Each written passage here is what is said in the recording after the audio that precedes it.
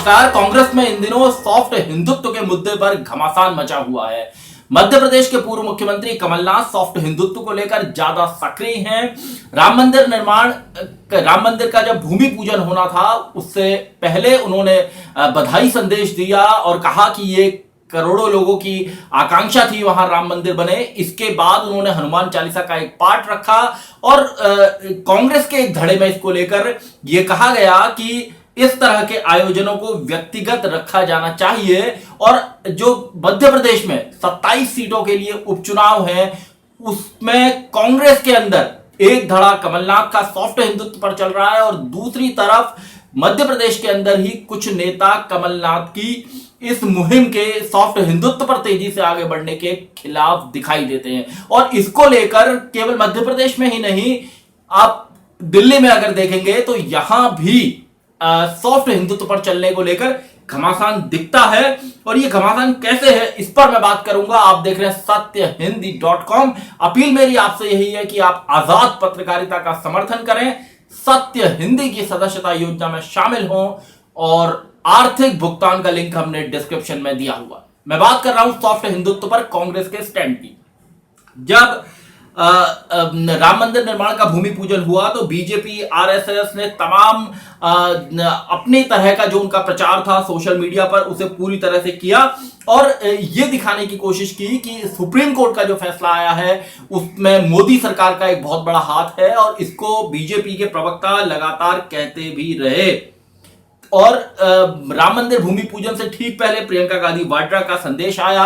उन्होंने कहा कि राम सबके हैं और भूमि पूजन को लेकर कांग्रेस के जो तमाम नेता हैं वो बहुत सारे नेताओं ने कहा कि वो सुप्रीम कोर्ट के फैसले का स्वागत करते हैं और जो मंदिर निर्माण है वो एक सही कदम है।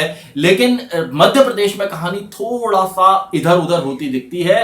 वो सिर्फ इसलिए क्योंकि कमलनाथ जो बहुत सीनियर नेता भी हैं और इससे पहले मुख्यमंत्री थे, अभी मध्य प्रदेश कांग्रेस कमेटी के अध्यक्ष हैं, उन्होंने इस दिशा में बहुत तेजी से कदम बढ़ाए हैं। उन्होंने हनुमान चालीसा का पाठ करवाया, प्रदेश कांग्रेस कमेटी के दफ्तर में धार्मिक आयोजन किए। तो इसको लेकर मध्य प्रदेश में जो उनका सॉफ्ट हिंदुत्व है ये इसको लेकर वहां पर कुछ लोग हैं जो नाराज हैं। और जब अभी श्री कृष्ण जन्माष्टमी का मौका आया तो कमलनाथ का एक पोस्टर जारी हुआ जिसमें उन्हें दिखाया गया कि वो मध्य प्रदेश के अर्जुन हैं और इस तरह के उनके पोस्टर लगाए गए।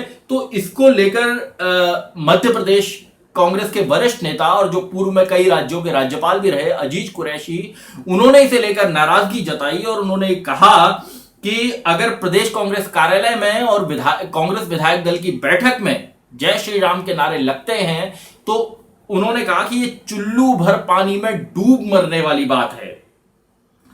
इसके अलावा उन्होंने अजीज कुरैशी ने यह भी कहा कि मध्य प्रदेश कांग्रेस कमेटी किसी की बपौती नहीं है और इस तरीके के आयोजन किए जाने जो है वो पार्टी के पक्ष में नहीं होंगे। हालांकि उन्होंने अपना स्टैंड साफ किया। उन्होंने कहा कि वो किसी भी धर्म के खिलाफ नहीं है और जब हनुमान चालीसा का पाठ होता है तो अपने दोस्तों के वहां जाते हैं। लेकिन उन्होंने कहा कि कांग्रेस के किसी नेता को इस तरह का आयोजन करना है तो वो व्यक्तिगत रूप से करे। पार्टी दफ्तर मंच पर इस तरह के आयोजन करना कांग्रेस पार्टी की विचारधारा के साथ कुठाराघात है और नेहरू गांधी के सपनों की हत्या तक उन्होंने इसको बताया। इसके अलावा पूर्व मुख्यमंत्री दिग्विजय सिंह के छोटे भाई जो वहां कांग्रेस के विधायक भी है मध्य प्रदेश में, उन्होंने भी कमलनाथ की सॉफ्ट हिंदुत्व पॉलिसी को लेकर खरी खोटी सुनाई और उन्होंने कहा कि इससे जो है वो बेड़ा पार इलेक्शन में नहीं लगेगा। कांग्रेस को बुनियादी मुद्दों के साथ वहां पर जाना होगा। कमलनाथ का जो सॉफ्ट हिंदुत्व है ये अल्पसंख्यक वर्ग में भी इसमें मध्य प्रदेश में प्रतिक्रिया हुई है और वो प्रतिक्रिया ये है कि खरगोन जिला कांग्रेस कमेटी के प्रवक्ता यासिर पठान ने इस्तीफा दे दिया और उन्होंने कहा कि वो धर्मनिरपेक्षता की वजह से कांग्रेस से जुड़े हुए थे और जब पार्टी अपना सेक्युलर होने का मंत्र छोड़ रही है तो इस ऐसी पार्टी में रहने का कोई फायदा नहीं है। बीजेपी इस पर चुटकी ले रही है और बीजेपी का यह कहना है कि कमलनाथ कभी सुंदरकांड करते हैं, कभी कृष्ण दरबार सजाते हैं और कुछ लोग होते ऐसे हैं जो हालात देखकर बाजार लगाते हैं।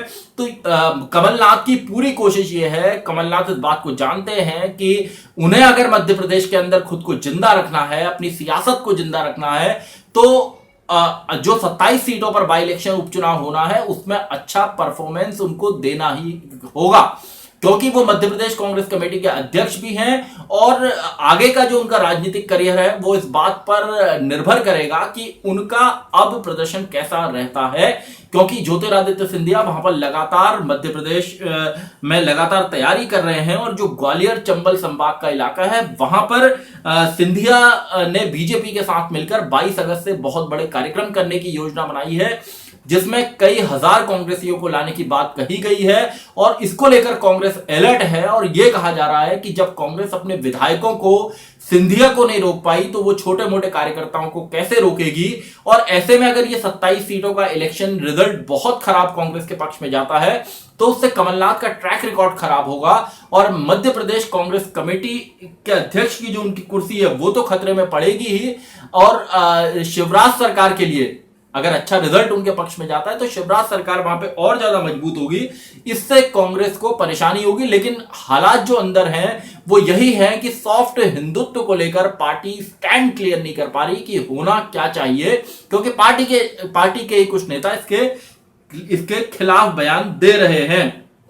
और जैसा हमने देखा था बीच में दिग्विजय सिंह ने भी लगातार बीजेपी सरकार को इस मामले में निशाने पर रखा था। इसके अलावा अगर आप ओवरऑल पॉलिटिक्स की मध्य प्रदेश को देखेंगे तो विधानसभा उपचुनाव से पहले कांग्रेस इस मुहिम को अपनी आगे बढ़ाती दिखती है कि वो सॉफ्ट हिंदुत्व की राजनीति पर चलेगी।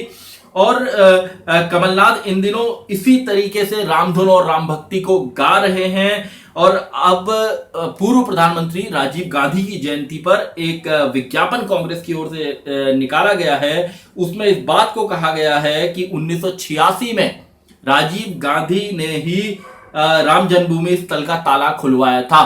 तो ये जो मैं सारी बातें कह रहा हूं इसका सीधा एक मतलब ये है कि पार्टी का स्टैंड इस मसले को लेकर क्लियर हो, क्योंकि जिस तरीके से कांग्रेस ने हमेशा इस पर यह लाइन रखी कि सुप्रीम कोर्ट का जैसा फैसला आएगा वैसा हम मानेंगे, और अब लेकिन कमलनाथ जिस तरह से इस मसले पर आगे बढ़कर बात कर रहे हैं और वो एक राष्ट्रीय स्तर के भी नेता हैं और इनके अलावा भी कई नेताओं ने इस बात को कहा कि वहां पर राम मंदिर बन रहा है, तो एक तरह से बधाइयां सभी ने दी।